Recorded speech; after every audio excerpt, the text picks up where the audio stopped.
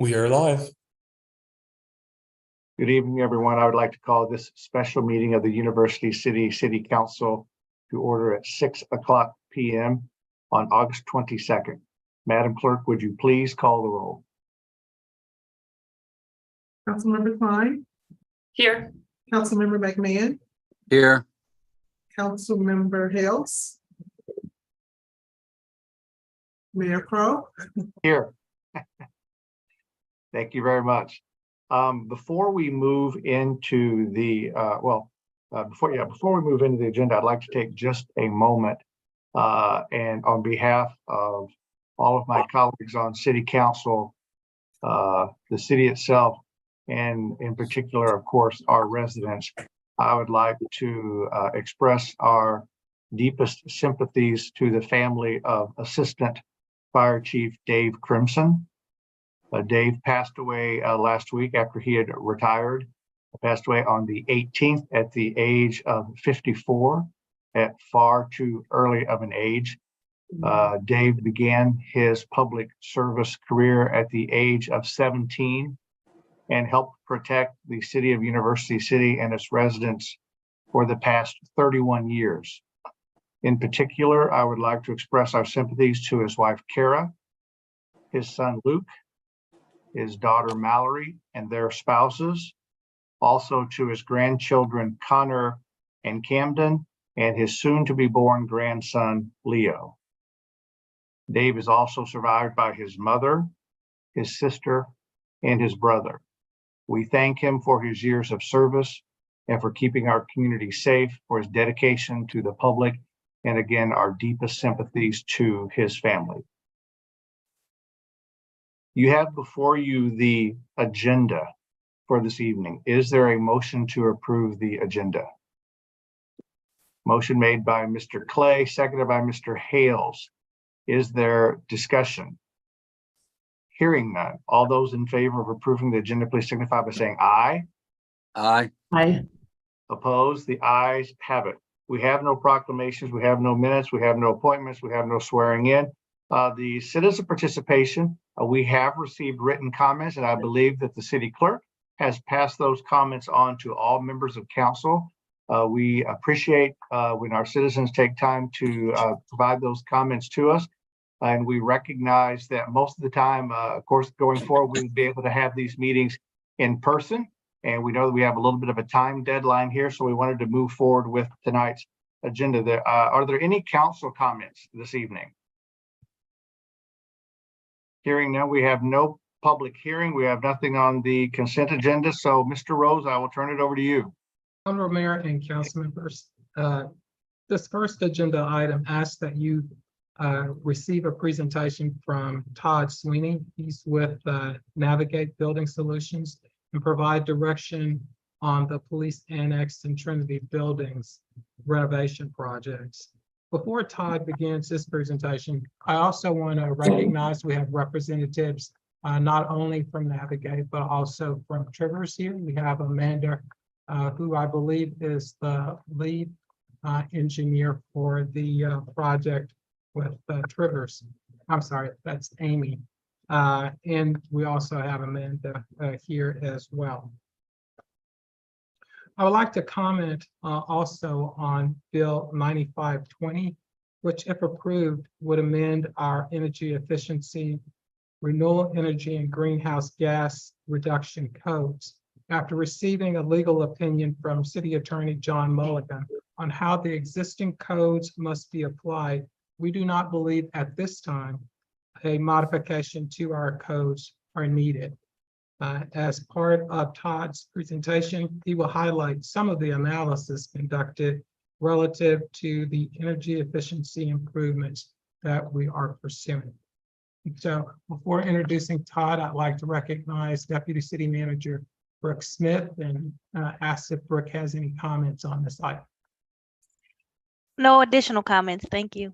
All right, thank you. Well, I will turn the presentation over to Todd. Mr. Sweeney. Thank you. My name's Todd Sweeney. I'm co-founder of Navigate Building Solutions. We've been selected and hired and have been pursuing a role as an owner representative on your project, specifically dealing with your renovations to the Trinity and Annex building, police and administration functions associated, and court, functions associated with those two buildings in that program. In addition to the colleagues that were identified on this phone call with Amanda and Amy, I'd also like to recognize Matt Kahn, who's with IMEG. IMEG is a mechanical, electrical, and plumbing engineering team. And then my colleague, Katie Aholt, who has been our project manager running this project. In fact, if it's acceptable to you, Greg, I'd like to turn it over to Katie, who will want to share a screen and then present in collaboration with me the presentation. Absolutely. Awesome. Thank you, Katie. Okay, great. Thank you for the introduction, Todd. I'd just like to add that I'm thankful and appreciative to be working on this project with you all. As Todd mentioned, my name is Katie Aholt. I'm a project director here at Navigate. And what I'm going to walk you through here this evening is the journey we've been taking with your staff and team in regards to ways we can reduce the overall project cost for the Annex and Trinity building. So you have here in front of you our agenda. It's mostly going to be focused on budget and numbers this evening. And how we are working to get you back to the total budget that you had established earlier on in the project. Additionally, at the end of the presentation tonight, we'll welcome an open discussion with you on next steps and any schedule related items that you all would like to discuss. So starting off, we wanted to go back to where things were left off from a budget standpoint. So the first bullet on this slide here notes that the city had established a construction budget of approximately $24 million back in September of 2022. This was based on a cost estimate that you received on behalf of the design team that was produced by CCS, one of their consultants. Subsequent to that, the city went through a pre-qualification process that resulted in the approval of a single general contractor approved for bidding, which occurred in February of 2023. Past that point, you received that bid, which came from PERIC in the amount of $34,771,000. So we want to point that out, that off the bat, there was a big discrepancy in that bid number from where you had left off at that approximately $24 million budget.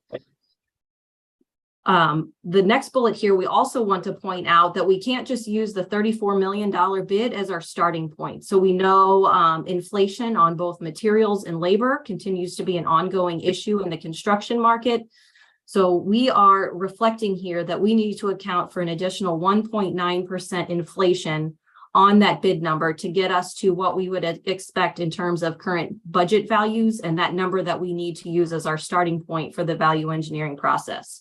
So that is how we get to the $35,432 as our starting point and where we wanted to tackle the overall budget. So what that means is the project status is approximately $11.4 million over budget on the construction side of things.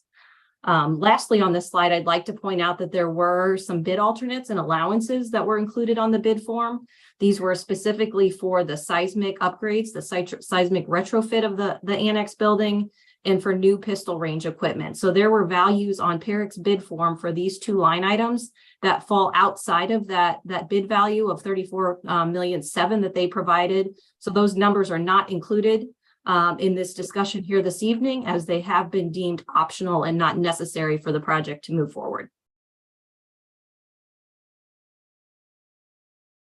One other note that Navigate likes to focus on when we work on our projects are what we call the total program budget. So recognizing that there are cost implications to you as the owner that will fall outside of the general construction budget. So as we've said, the $24 million is our target budget for construction, but there are other things like the cost of hazardous material abatement, the cost of moving, furniture, all of these items that you see here that fall outside of the $24 million.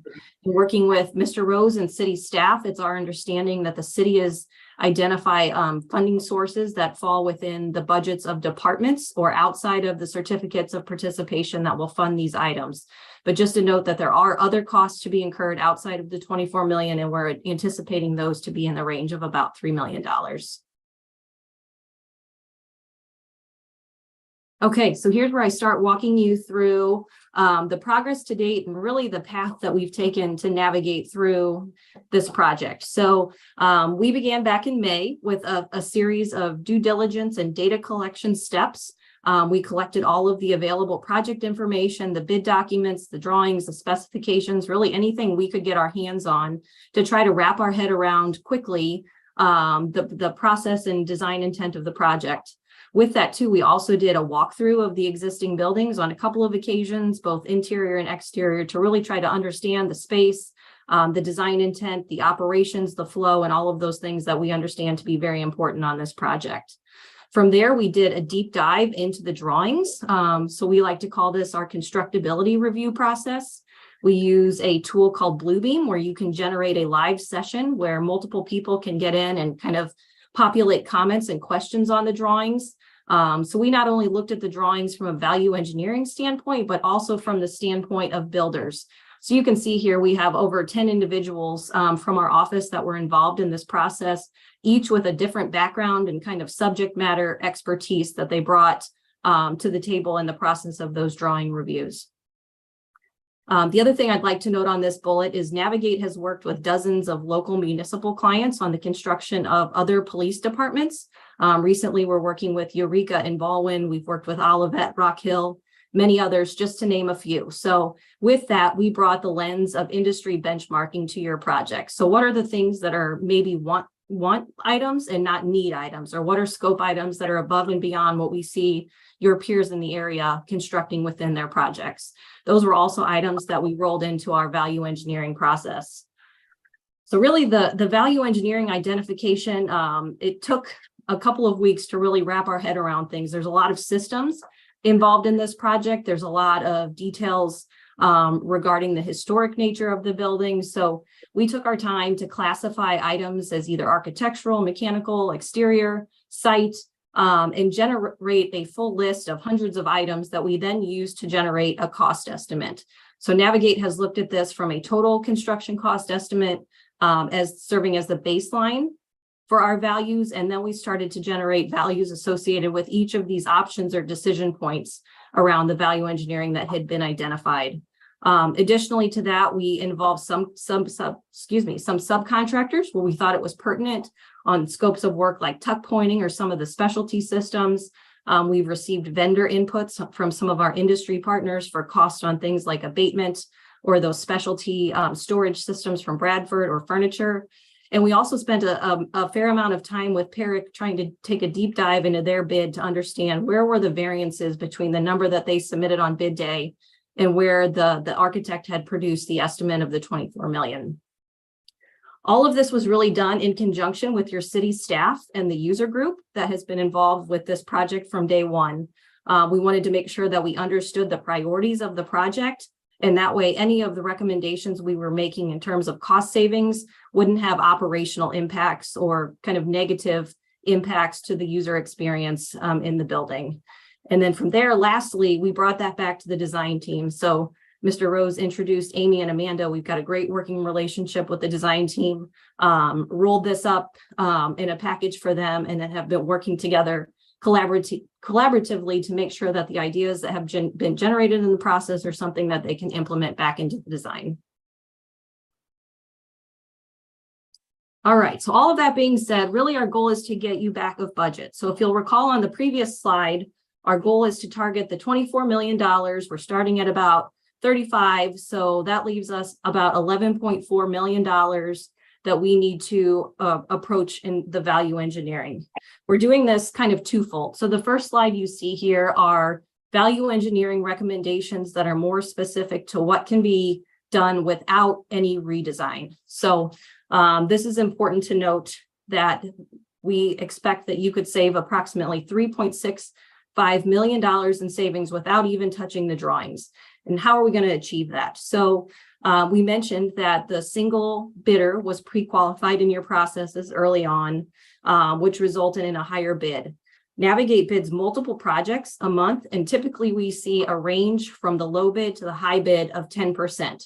So PERIC, knowing that they were the only bidder in this case, we would anticipate to be on the high end of the bid cycle, especially knowing that they would not want to take on any risk in their number in the absence of competition. So what we're reflecting here is that by rebidding to multiple general contractors, we would expect that you could pick up approximately 10% of the bid value, or over 3.2 million, just in creating a competitive environment alone.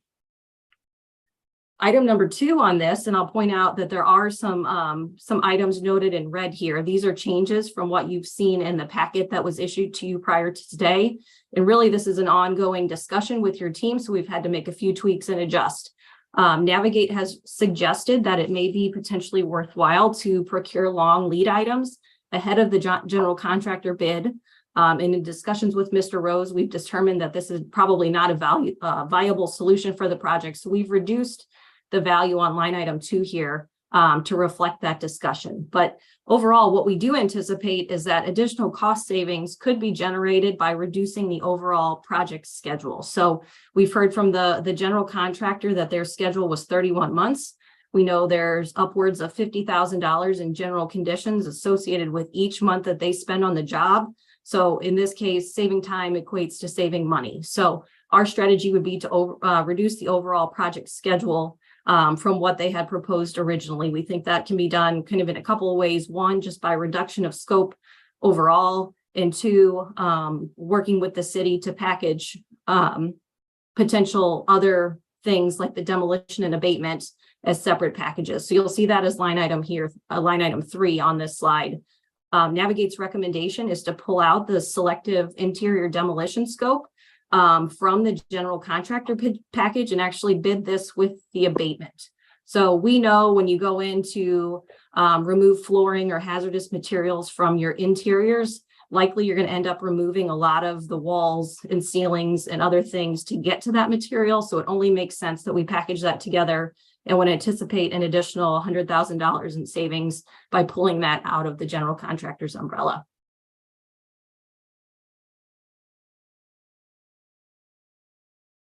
All right, so what we have left to target is about $7.7 million in value engineering to get back to that 24 after we've implemented the strategies without redesign.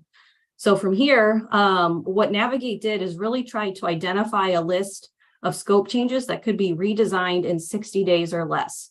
We understand that there are bigger ticket items that could have been targeted on the project, but we know that it's important to keep the project moving and wanted to target those items that could have a shorter design duration so we could keep things moving and potentially get back out to the bidding market. So what do we like to say? We targeted the low-hanging fruit and we targeted those industry benchmarking ideas that I touched on the previous slide. Next, we look at the most cost-intensive areas of the project. So I was actually on the site one day walking the building and Todd called me. He said, "Hey, Katie, you got to look in the locker room area. Why are they putting this there? Wouldn't it be expensive to do this?" And we had a little discussion. And I said, "Todd, I think that space makes sense because it's already been partially demolished. But what maybe is more effective is if we look at reducing the amount of structural work to reduce the implications at the fire department bay." So that's one example of where we looked at cost-intensive space. Another example is the barrier wall system. So the jail cells, the detention area on the upper floor was made out of a hollow metal barrier wall system. We know this is a very effective system, but we also know it's costly and could also potentially be changed for an alternate secure partition type. We looked at things like the historic windows, the mechanical electrical systems, the site work and landscaping, all that had a high cost for the size of the project. And lastly, we tried to eliminate some of the nice to have or wish list items. So we wanted to point out here that we discussed with the user group and Mr. Rose that the idea of the one-stop shop made sense for the project when it was in design. But given where we're at now, where we're looking for cost savings, it's not something that's a priority. So it's been deemed that that space available on the first floor could be repurposed to support police functions instead of City Hall. All right, this value engineering slide here shows you a table of how we've kind of summarized the major categories of work when it comes to the value engineering. I'll go through these quickly, but you can see the values associated with each of these line items. The first of which is what I mentioned on the previous slide. When we look at the cost-intensive areas of the building, we identified that in order to raise the old fire department bay and create a volume of usable space in the basement for evidence storage was extremely cost prohibitive. So if we were able to generate other space in the buildings by the removal or relocation of program, we could move that space upstairs, take advantage of the fire department's bay's structural capabilities as it is today, and save the project about $890,000. Item number 2 are those hollow metal barrier walls that I mentioned in the detention area. This is something in the industry benchmarking process that we identified could easily be done with concrete masonry units or CMU partitions. The design team has actually already gone through a process of reviewing this, and from a structural standpoint, really minimal modifications are required to support the additional weight of the system. And we've also worked through the space constraints that were initially the driver of going through the hollow metal barrier system. So this change alone represents over $1 million in savings. Item number 3, I think, is probably the biggest other significant change for the project. We mentioned that we are eliminating the one-stop shop on the first floor, which really greatly reduces the amount of pedestrian traffic coming in off the street and entering into both the police and city hall buildings. So with that, we've made the recommendation to remove the new lobby addition and design and construct a more user-friendly entry plaza only. So we're not adding additional square footage to the building. We're still creating that welcoming environment as pedestrians enter the building. We're maintaining the ADA parking, which we understand to be important at the front of the building, and we're still providing access to both the police department and city hall through this entry. It's just without the creation of that additional space. That change is valued at about $662,000. All right, on number 4, we learned this through our due diligence process and working with our industry partners that the specification used for the historic windows at the Trinity building was really driving up the cost. So what we found is that by working with the manufacturer, we can simplify that specification and use a standard profile on those windows, and cost savings resulting in about $575,000 on that line item. From here, we've kind of grouped a lot of the categories. So I mentioned earlier, we've looked at ways to reduce costs related to the site. Item 5 here is an overall reduction in the amount of landscaping, irrigation, some soil type profiles, and some maintenance agreements that were built into the general contract, upwards of $460,000 savings on this line item. Item 6 is specific to the mechanical systems and the revisions and interpretation of that sustainability code. So I'm going to pause here and I'm going to let Todd jump in and speak to the mechanical systems. Yeah, thank you very much. So as you guys may or may not know, there's been a lot of due diligence done since even your last meeting to help understand and clearly make sure that we're meeting the best interests of the city. And one of those was looking at the sustainability policy. I know that Greg and his team, as well as your legal counsel, has looked at that policy 500.260, and specifically an article. Myself, 3 dots. Got Jeff on the line. Specifically Article C.2.F, which focuses on fiscal responsibility. And quite frankly, we're very excited to see and acknowledge that particular article, because what it does is it allows us to review all the proposed energy solutions that were designed by the design team, with the design team and with your staff, to look at those solutions and those suggestions, not only from a sustainability perspective, not only what's best for the environment and what's best for the city, but also balance that with the cost, first cost of that and the payback associated with it. So we've done that. I think you heard and it was reported that there was some discussion about $1 million difference and a $12,000 savings per year associated with that. We went back to IMEG and they have updated their projections. We're looking at about a $14,000 difference between the most robust systems that they had originally designed. And we went to an independent estimator to get a value for the first cost associated with not only the baseline system, but also the proposed enhanced system. And that number, where I was conservatively suggesting $1 million, actually went up in their estimate to $1.6 million. So when you take $1.6 million and you divide it by 14,000, you're looking at a plus 100-year payback. And what Article C.2.F, which is really, it's remarkable because I'm not seeing this done by most cities, is it said, hey, look, we want to do the right thing, but it needs to be fiscally responsible. And what they suggest in that article, that it has to have a 15-year payback.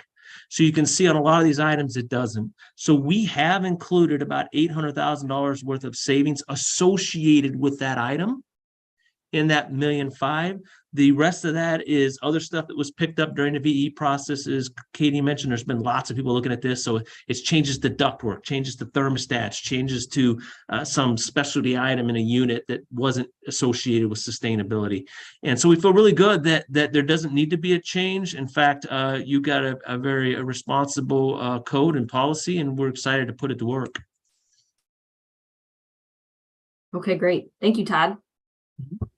All right, I'll move on to item 7 here. So again, this is changes related to the overall electrical system and generator.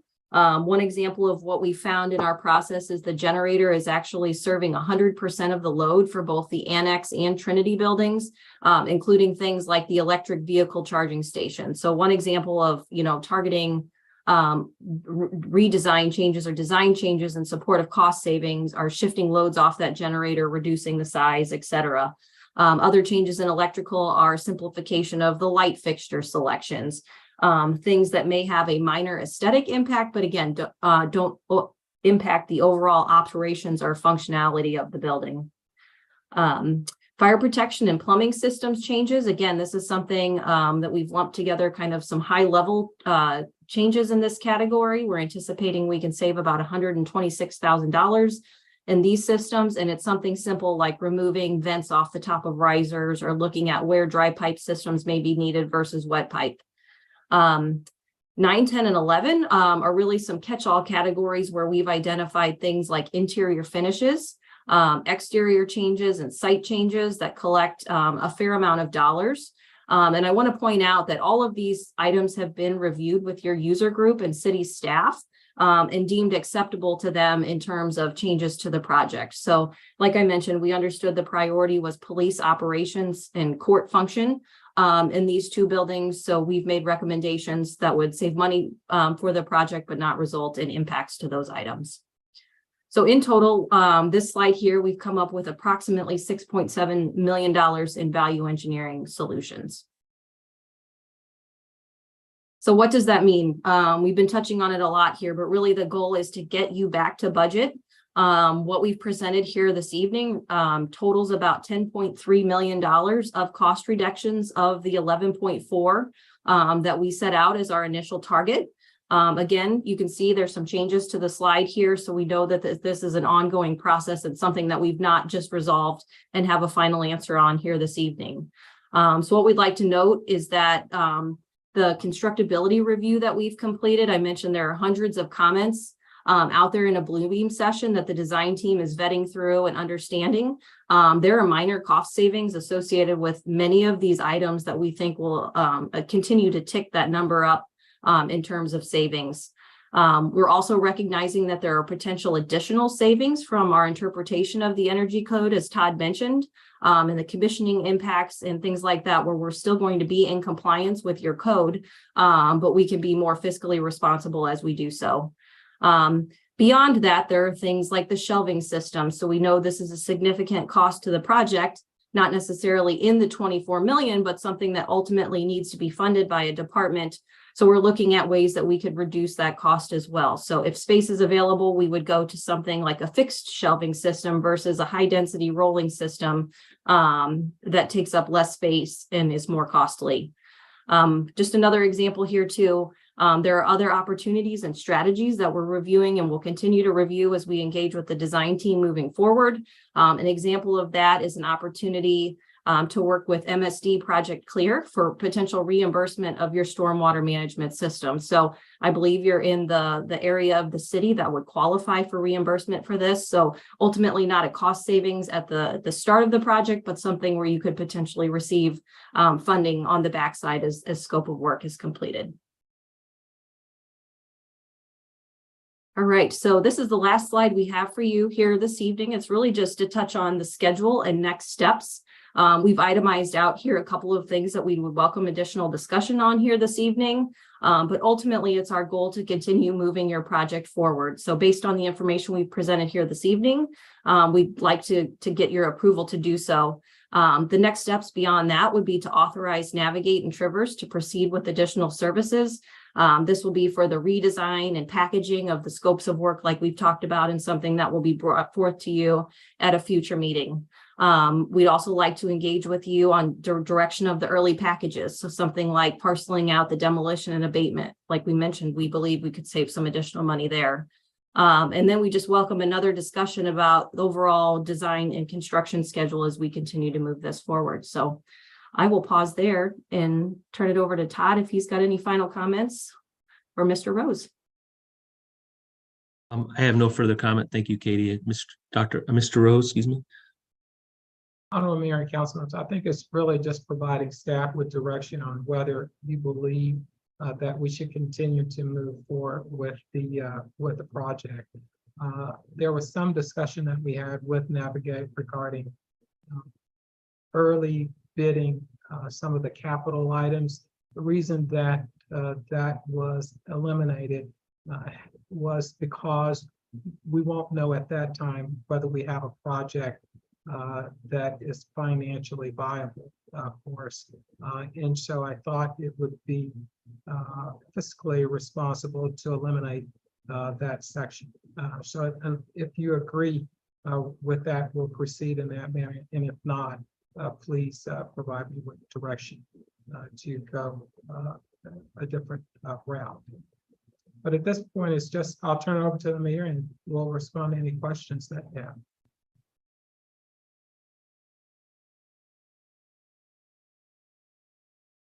To everyone, I apologize. As you can hear, I have a smoke alarm that continues to go off and on. So I am more than happy to lead a discussion, but I think it is better for me to probably be on mute and let someone else lead the discussion, because the alarm company keeps calling and interrupting.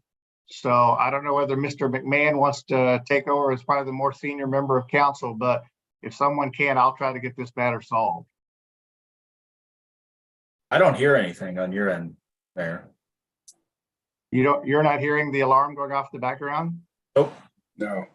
Oh, perfect. Well, let's keep going then until they call again and tell me that they're going to send the fire department out.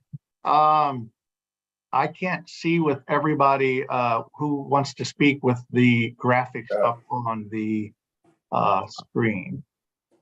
So There you go. Thank you, Mr. Clay. Thank you, Mayor Crow. And thank you for the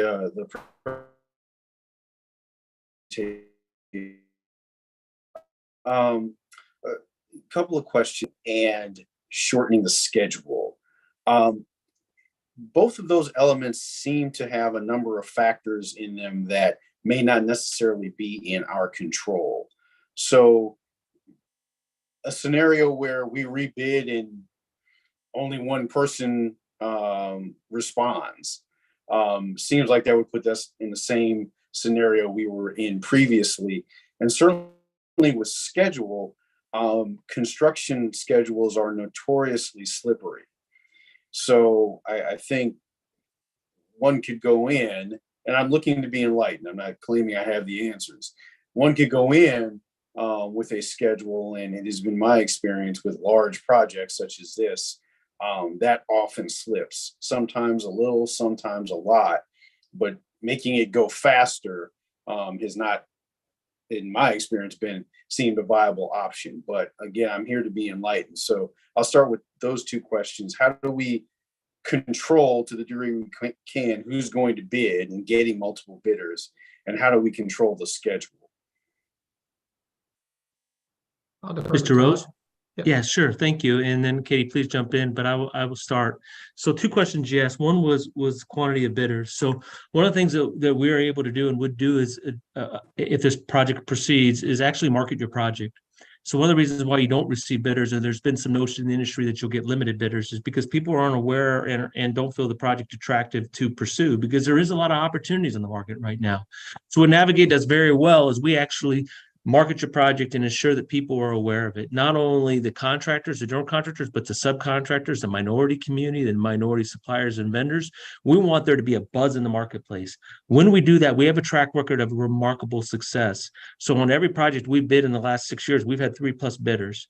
And on projects this size, you will get that coverage. Some recent examples are the project we just bid for St. Louis Community College, the projects we're currently bidding now for for Great Rivers Greenway and a number of other venues, all of which we are identifying the contractors and ensuring that they'll participate before it goes out to market. Now, this is a public bid and this is state law, so we have to give everybody the opportunity. We're not precluding anybody. We're not showing any favoritism. All we're doing is creating an awareness. And when you do that, then what you can do is actually have some success in ensuring that you're going to get that coverage. And we absolutely believe that will be the case on this size job, where it's located, and with the community as strong as University City, and with an architect, quite frankly, who has a reputation for doing good drawings. So I think given those circumstances, that would be my answer to your first question. Do you have any questions on that before I proceed to the second one? No, please. So the second question you asked is schedule. So this is fun. I'm sorry. I shouldn't be being taped right now because I'm gonna show you how excited I am about what we do for a living. So when it comes to schedule, we have adopted over the years, we've been doing this for 20 something years with public agencies. Since all we do is public agencies, we're constantly adapting to what's going on in the market and how to publicly procure work to the benefit of the communities we serve. In your particular case, what we would suggest, and we're doing that on almost every project in the last 2 years, is we're shifting from demanding schedules, creating and demanding a time frame, to actually bidding the document and bidding your project with a place for them to assert the total duration that will be on your project.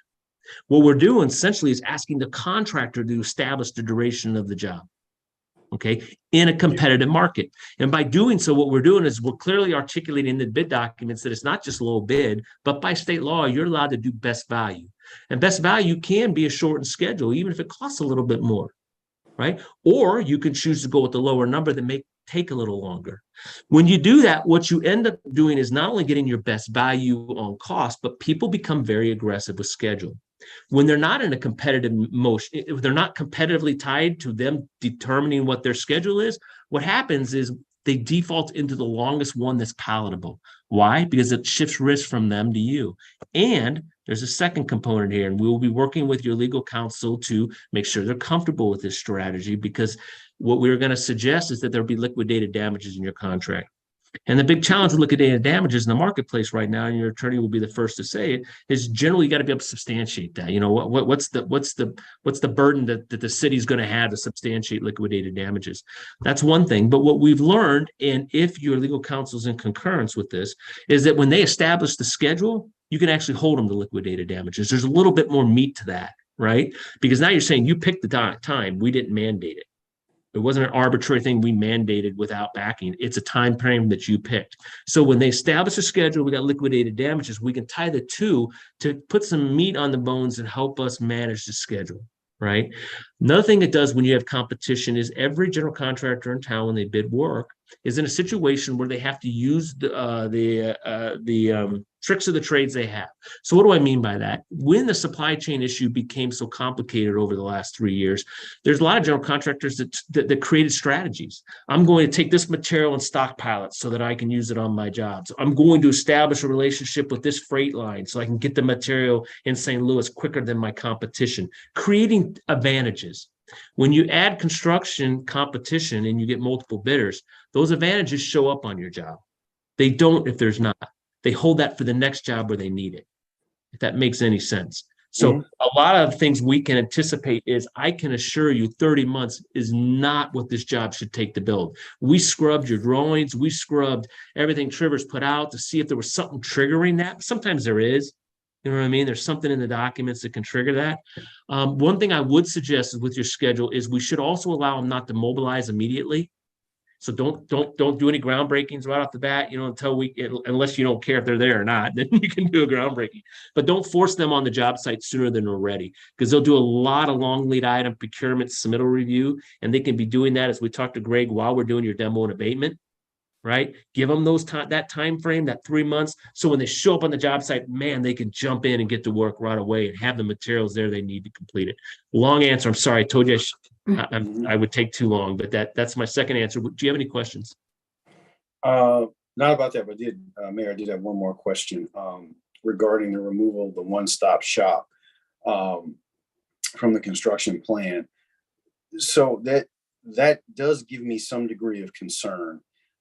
In that our current city hall, while beautiful, no sane person would design as a functioning office building. it's an octagon. No one would do that. And so it does not create the best, I would say, user experience. And so I was excited about the one-stop shop concept in that it would provide that, I think, far better user experience.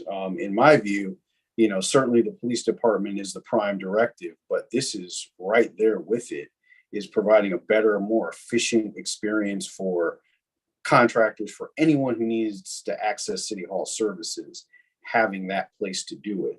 So that being eliminated gives me some pause, because I think that was a big selling point, certainly to me as an individual council member, but also the community, because the community recognizes the challenges with our current setup.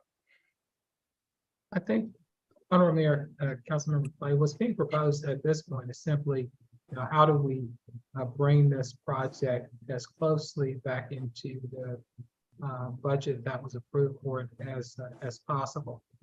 And that does not mean that we are forever excluded from having that type of design come forward. This would have been ideally the best time, because we're designing the facility right now.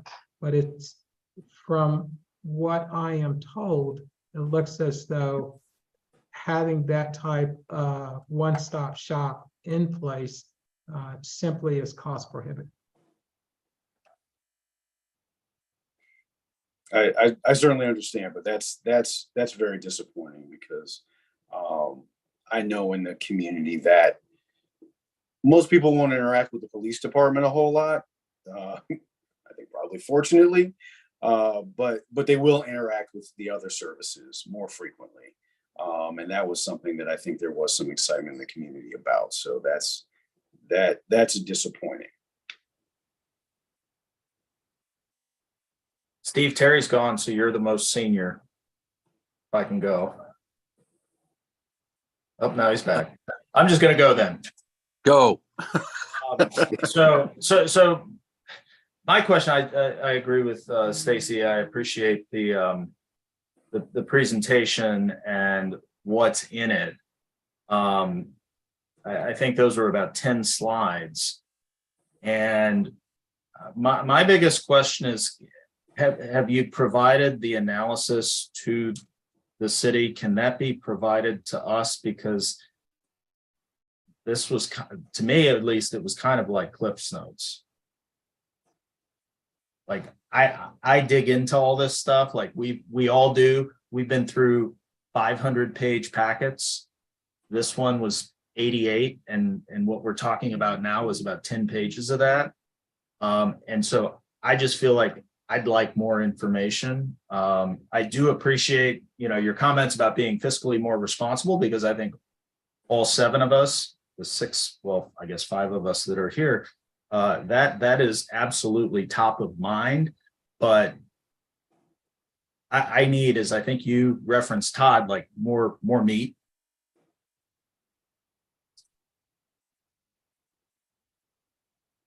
Honorable Mayor, Councilmember Hales, I just want to make sure I'm clear. You want a listing of all of the items that were identified and the costs that were associated with those items? I'm looking for how you got there and trying to understand that beyond 10 pages of bullet points, right? Like, we went through a very extensive analysis, and I'm not disagreeing. Like, we've all seen how costs have ballooned and construction companies are busy all over town. I totally understand why the bids went up, and I totally am in support of marketing the project, getting as many bids as possible.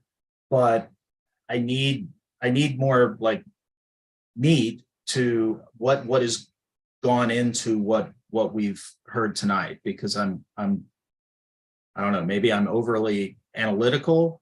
I'm not going to sit there and tell you you're wrong, but I just need to have a better understanding.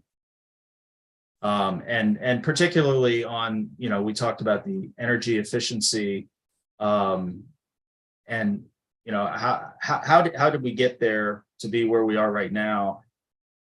I need to be able to make a very informed decision, and I need more information moving forward. That's really my primary feedback.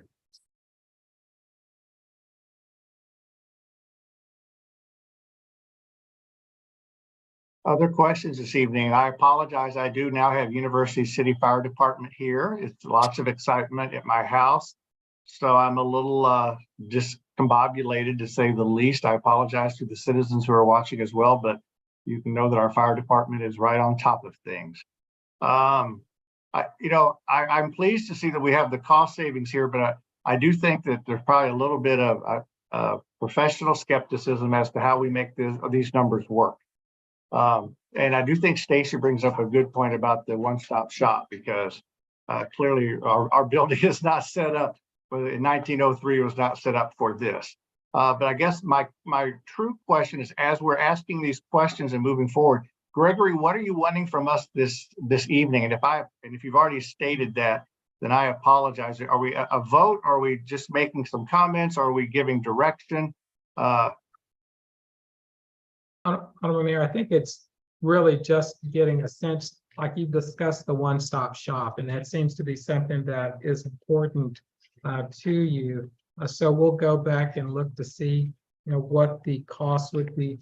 That might be a major cost. I just don't know at this point, to include that back in. And then you as a council make some decisions as to whether you want to increase the overall cost of the project in order to accommodate that.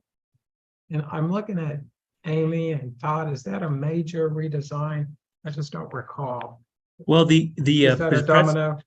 Yeah, the presentation, not necessarily. The presentation of all items was, man, to get from 35 to 24 is Herculean.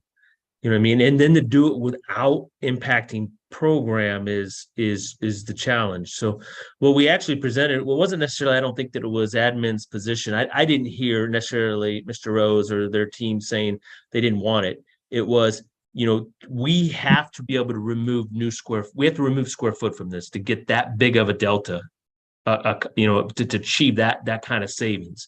So we can take it out of courts, we can take it out of police, or we can take it out of one stop, but it's got to come from somewhere. And what I thought I heard, more than it wasn't that it wasn't wanted, was that if I'm going to prioritize between those three, it's courts and police. And so I don't, again, any of this stuff can be added back in. I do not think there is another pathway to get you to 24 million, unless if you're not going to remove that piece and you're going to fund it, that's fine, but your number's going up. And if that makes sense, and I don't mean to be insulting in any way, it's just taking 30% of your job out and still having a happy chief and a happy courts staff was the target we were trying to achieve after getting direction that was the most important. But I think that's what I'm hearing, though, from the mayor and council, is that you are comfortable if this goes back in, you recognize it's going to increase the overall cost of the project. So no longer are you trying to get it. Since I brought it, Mayor, may I respond? 24 million. Mr. Rose, were you finished? Were you okay? Yes. Okay. Mr. Clay. Yeah, I am, while I'm disappointed, I'm also a pragmatist. I understand that it's a large ticket item. I think if there's a way to do it smaller or differently without going, quite literally back to the drawing board, I think it's an opportunity to be creative. How can we save money but still provide some measure of a better user experience for our residents in a brand new building? Like, how do we preserve at least some of that? Now, maybe you all will do your best work and come back with we really can't. I have no choice but to accept that. But I would ask that the bushes be beat, no stone left unturned, supply your own cliche. But let's try to figure out a way that we can have our folks walk in to a nice new building that they are paying for and easily get done the things they need to get done. If I could jump in just to maybe to reply to something Gregory said, which was I believe it was Gregory, and I apologize, it could have been Todd, about the police staff and the court staff. And what I would say on this is that I definitely want our police who will be in and out of that building every day to get most of what they want, if not all. But the court staff isn't there that often. That's one thing I'm going to say. But our citizens are there in and out every day. And so if I had to choose between making it more user-friendly for our citizens and making a court staff comfortable that is there not very often, I think I would choose the police force, the citizens, and the court staff in that order. Mr. Rose, could I add one thing to Todd's response to Mr. Clay also? Can you all hear me okay? Yes. Okay. One of the things you should know that we were able to retain in the project, so we've been along for the ride with you all this time. So we certainly heard what's important to the citizens. We did the survey. One of the main things was wayfinding. And so we didn't want to lose that orientation that the one-stop shop was providing with the new entrance. And so we were able to retain that, even though, I mean, we can still look at the one-stop shop, as Mr. Rose said, and see with Navigate if there's any way to bring some portion of that back. But you should know, if you're talking to citizens, or, you know, it's not a total loss, because we've still got that orientation. We've got the one entrance point for City Hall. It's an accessible entrance. Yes, right now, the way it's planned, you would be going into City Hall and navigating there. But there is an accessible entrance with parking adjacent. So that portion of the idea still remains, if that's helpful. Mr. Clay. Yeah, I really agree with the mayor here. The court staff, and they do yeoman's work, so I don't want to diminish their presence, however long it is, in our facilities. But man, you know, our folks, our citizens come in and out every day. And one of the things that again, there was excitement about the ability to easily access the things our folks need to access. That was a big piece of this. Again, at the end of the day, I'm a pragmatist. I understand costs have gone up. So if we can't do it, we can't do it. But it would be my hope that this team would go back and put everything they have into trying to make preserve as much of the one-stop shop as they can.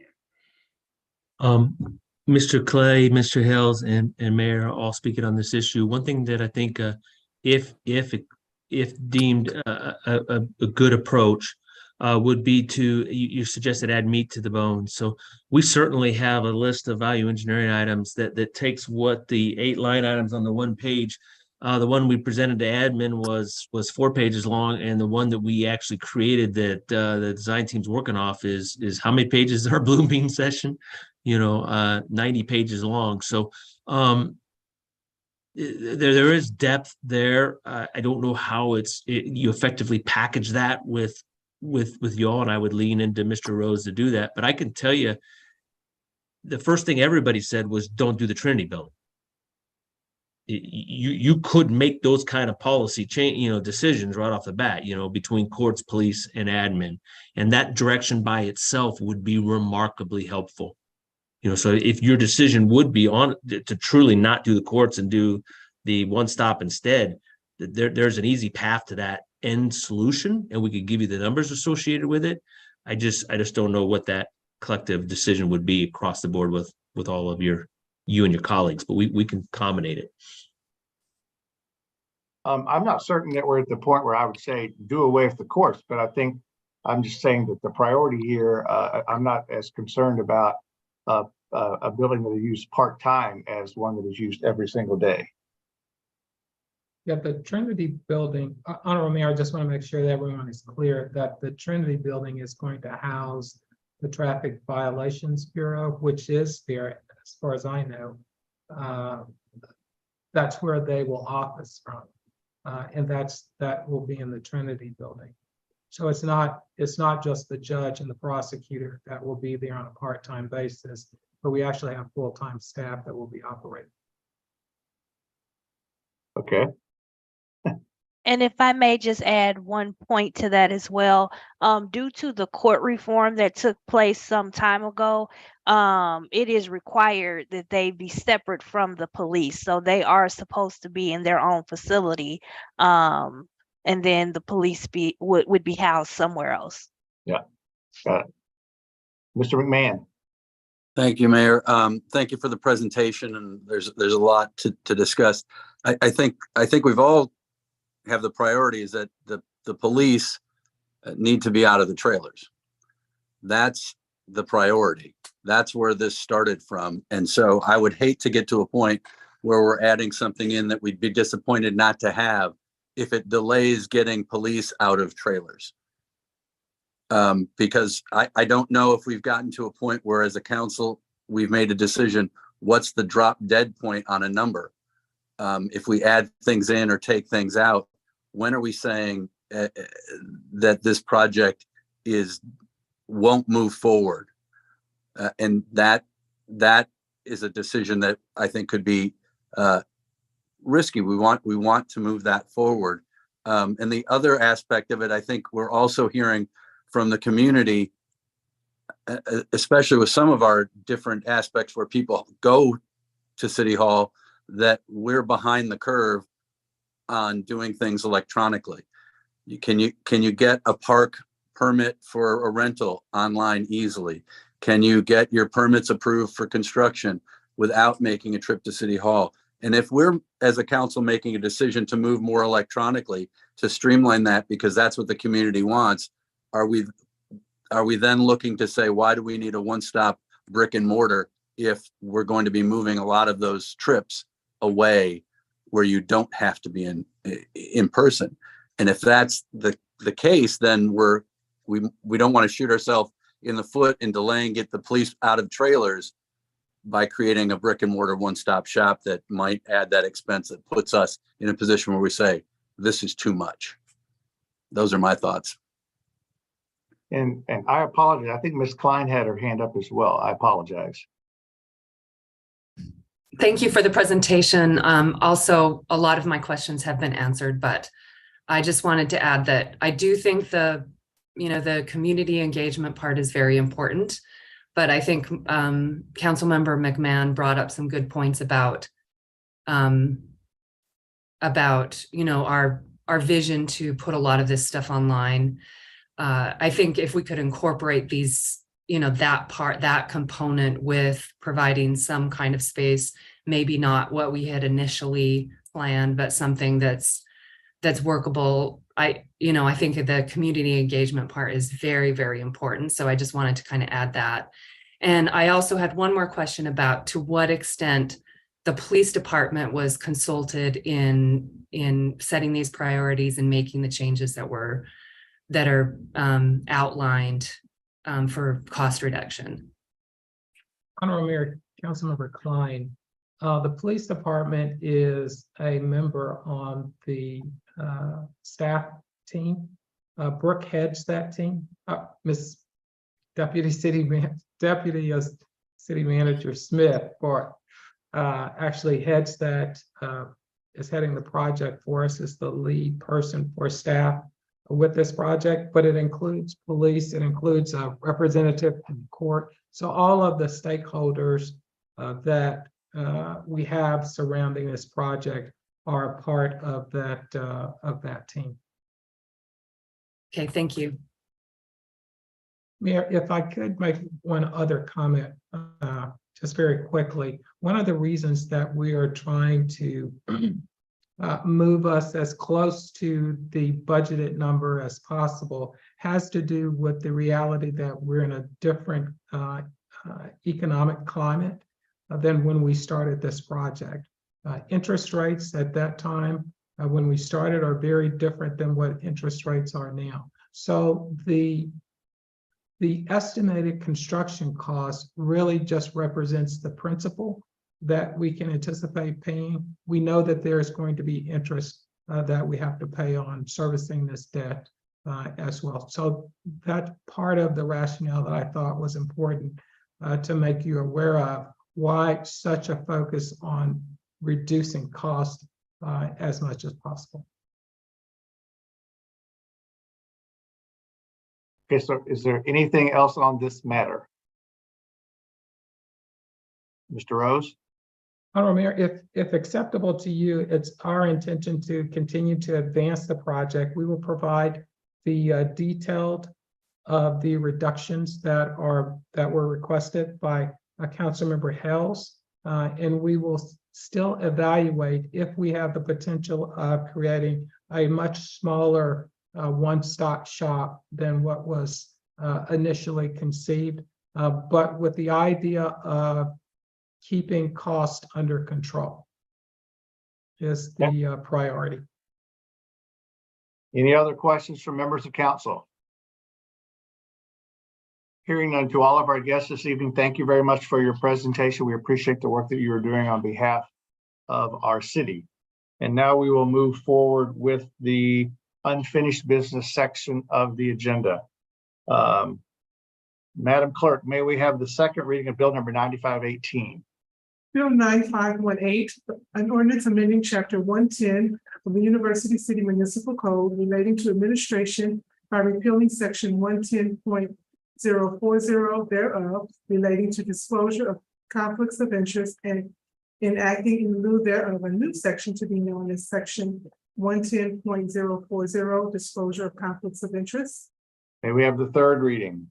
Bill 9518, an ordinance amending chapter 110 of the University City Municipal Code relating to administration by repealing section 110.040 thereof relating to disclosure of conflicts of interest and enacting in lieu thereof a new section to be known as section 110.040 disclosure of conflicts of interest. Thank you very much. Is there a motion to approve? Motion made by Mr. McMahon, seconded by Mr. Clay. Is there discussion?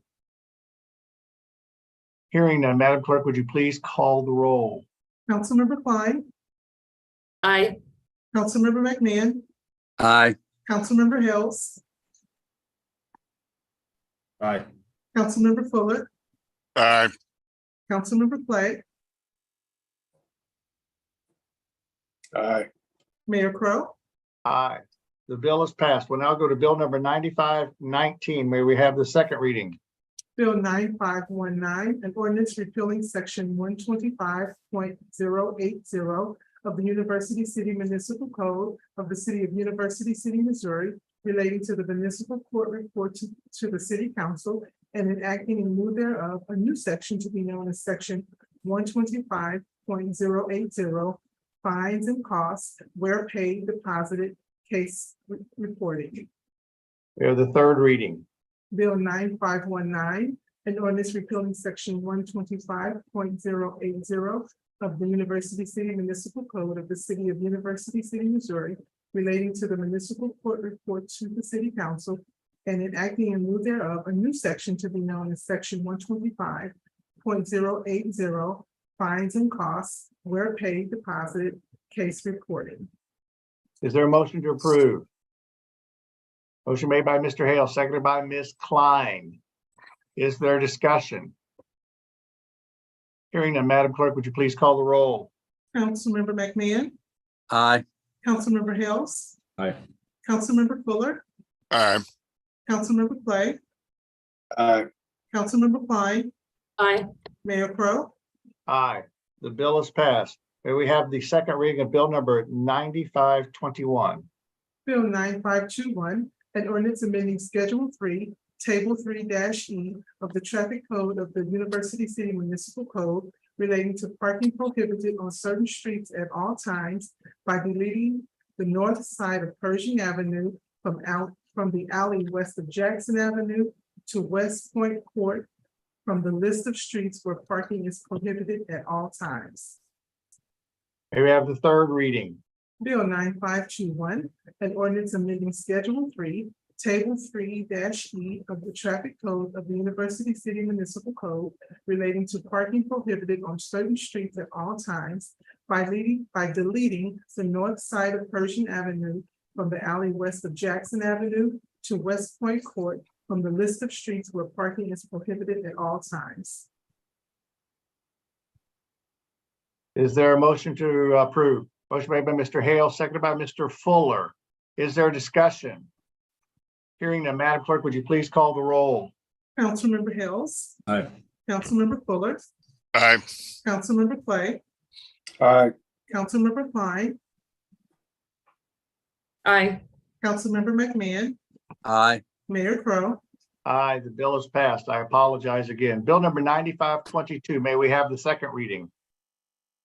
Bill 9522, an ordinance amending Schedule 3, Table 3-D of the Traffic Code of the University City Municipal Code relating to residential permit parking areas by adding therein the south side of the 7400 block of Kingsbury Boulevard between Jackson Avenue and West Point Court and both sides of the 400 block of West Point Court between Kingsbury Boulevard and Pershing Avenue.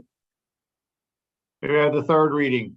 Bill 9522, an ordinance amending Schedule 3, Table 3-D of the Traffic Code of the University City Municipal Code relating to residential permit parking areas by adding therein the south side of the 7400 block of Kingsbury Boulevard between Jackson Avenue and West Point Court and both sides of the 400 block of West Point Court between Kingsbury Boulevard and Pershing Avenue.